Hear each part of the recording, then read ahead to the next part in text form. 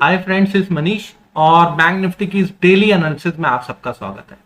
तो friends start करते हैं मंथली चार्ट से। तो मंथली चार्ट पे आपको क्या दिख रहा है? बुलिश ट्रेंड है, ठीक है, और हायर टॉप हायर बॉटम बन रहा है। अभी बाजार ने मंथली चार्ट के ऊपर ये जो 44,150 का ब्रेकआउट जोन है इसको ब्रेक करने की कोशिश करी थी, ठीक है, और 44,150 के नीचे ही जाके क्लोजिंग भी दी, ठीक है। जो हमारी लास्ट मंथ क्लोजिंग आई है वो आई है 43,989 की, जो कि 44,150 से नीचे है, ठीक। अब बाजार का एक रेजिस्टेंस जोन बन गया था। ये कैंडल आप देख सकते हैं, इस कैंडल का जो लो है दैट इज 44,550, 44,550, और 44,550 का ये जो लो बनाया था उस लो को बाजार ने ब्रेक कर दिया, ठीक है। तो अब हमें एक बात समझ में आ गई, 44,550 एक इंपॉर्टेंट लेवल हो गया और 44,150 भी इंपॉर्टेंट लेवल हो गया। तो ये जो 400 पॉइंट का बीच का जो रेंज है as per monthly chart zigzag zone है। अब हमारे को आज का क्लोजिंग कहां मिला है? आज का क्लोजिंग हमें 44,550 के ऊपर मिला है। हमारा जो सब प्राइस दिखा रहा है स्क्रीन के ऊपर वो दिखा रहा है 44,578, 44,578, ठीक है। अब हम मंथली चार्ट से वीकली चार्ट पे मूव करते हैं विद एज्यूमिंग कि हमें एक रेंज ब्रेकआउट मिला है और बड़ा ब्रेकआउट है, ठीक है। हमें वीकली चार्ट के ऊपर एनालिसिस करनी है। वीकली चार्ट पे आप देखिए 44,140-140-50 तक का ये लेवल अच्छे से क्लियरली विजिबल है और यहां पर दिख रहा है कि एक जिगजैग हो रहा है, ठीक है। हमारे लिए क्या नेक्स्ट रेजिस्टेंस है? 45,000 से लेके 45,100 तक का रेजिस्टेंस है, ठीक ठीक। मतलब ये कि ये चार्ट ये दिखा रहा है कि ये भी पॉसिबिलिटी है कि यहीं कहीं से 45,100 से लेके इस जोन के अंदर बाजार वापस से रिवर्स भी कर सकते हैं, ठीक। अभी हमारा प्राइस है 44,578। अगर इसके ऊपर निकल भी जाता है तो एक पुलबैक जोन बन सकता है 45,000 से लेके 45,100, ठीक है। अब हम लोग, लेकिन ये जो ट्रेंड है ये क्या ट्रेंड बता रहा है? लास्ट 2 वीक से जो कैंडल बन रही है वो ग्रीन कैंडल बन रही थी, और ये जो ग्रीन कैंडल है उसके बाद अगर इस प्राइस के ऊपर ये जो 44,950 है या 45,100 है इसके ऊपर बाजार टिक जाता है तो फिर कंफर्म हो जाएगा कि बाजार जो है फिर इस ट्रेंड लाइन को, ये जो ऊपर ट्रेंड लाइन जा रही है इसको जाके कहीं ना कहीं टेस्ट करने की कोशिश करेगा, ठीक है। अब हमारे लिए 2-3 इंपॉर्टेंट लेवल हो गए। एक तो लेवल हम लोगों ने मंथली चार्ट पे देख लिया कि भाई 44,550 होल्ड होना चाहिए, और दूसरा 45,100 के ऊपर पे निकल जाना चाहिए, ठीक। अब हम लोग डेली चार्ट की तरफ मूव करते हैं। डेली चार्ट पे देखिए ये जो एक फॉलिंग ट्रेंड लाइन थी इसके ऊपर ब्रेकआउट देने की आज बैंक निफ्टी ने कोशिश करी है, ठीक है, और बैंक निफ्टी बहुत अच्छी क्लोजिंग देकर गया है क्योंकि बैंक निफ्टी का जो क्लोजिंग है ये जो जोन था, ठीक है, 44,500 उसके ऊपर ही हुआ है। 44,578 का प्राइस दिखाई दे रहा है, राइट। अब 44,500 से लेके 44,190 ये 200 के करीब तक का ये जोन है अकॉर्डिंग टू द डेली। 150 समझ लीजिए, 44,150 से लेके 44,500 तक का जोन है ये। अगर इसके ऊपर जब तक बैंक निफ्टी रहेगा तब तक बैंक निफ्टी कहीं भी जा सकता है। 45,100 के ऊपर तो सुपर बुलिश हो जाएगा, ठीक है। ये भी डेली चार्ट दिखा रहा है। अब हम लोग ओवरली चार्ट की तरफ करते हैं। ओवरली चार्ट पे देखिए, ओवरली चार्ट पे ये ट्रेंड लाइन एडजस्ट करी गई है। क्यों एडजस्ट करी गई है? क्योंकि यहां से बाजार वापस से उसी पुराने जोन में आ गया, इसलिए अभी ये जो क्लोजिंग है, अभी ये जो प्राइस है ये दिखा रहा है कि ब्रेकआउट हुआ नहीं है फ्रेंड्स। ब्रेकआउट कब होगा? ब्रेकआउट होगा 45,650-60 के ऊपर जाके, ठीक है। तो अभी फिलहाल ओवरली चार्ट के ऊपर ब्रेकआउट नहीं हुआ है, लेकिन यहां पे ब्रेकआउट जोन के पास एक अच्छा खासा कंसोलिडेशन चल रहा है और यहाँ पे टाइम पास हो रहा है।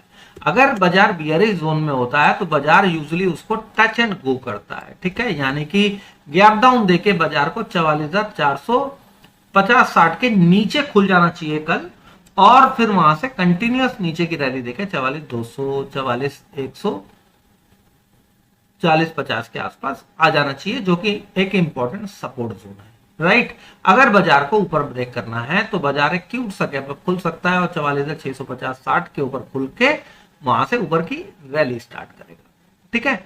हमने ये बात बोली भी थी कि भाई अगर बाजार 44,570 के ऊपर टिकता है, ठीक है, तो फिर 44,770 का टारगेट हो जाता है। तो लास्ट का जो 1 घंटा था 2:15 से 3:15, 44,570 वहां पर जाके क्लोजिंग हुई, लेकिन क्योंकि वो बिल्कुल लास्ट मोमेंट पे क्लोजिंग थी, तो हमने अब कल के लिए होल्ड कर लिया है कि देखते हैं कल के लिए अगर छोटा सा गैप डाउन आता है और नीचे सपोर्ट जोन पे सपोर्ट लेता है, तो फिर हम अपना स्विंग ट्रेड वहां पर भी एक्टिव कर सकते हैं, ठीक है।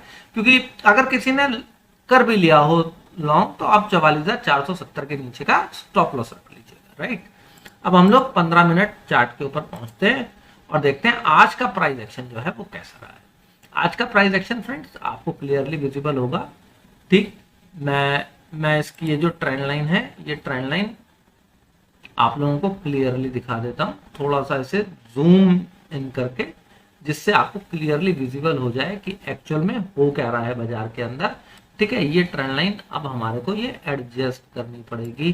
क्यों करनी पड़ेगी? क्योंकि प्राइस की एक फुल बॉडी कैंडल थी और ये ब्रेकआउट देने में फेल हो गई और ये बॉडी के अंदर आ गई, यानी कि अब ये रेजिस्टेंस बन गई, ठीक है। अब जब ये रेजिस्टेंस बन गई है फ्रेंड्स, तो अब हमारी जो क्लोजिंग हुई है, ये जो सारा था, ये जो इसके बाद का मूव था, that was a pull back move.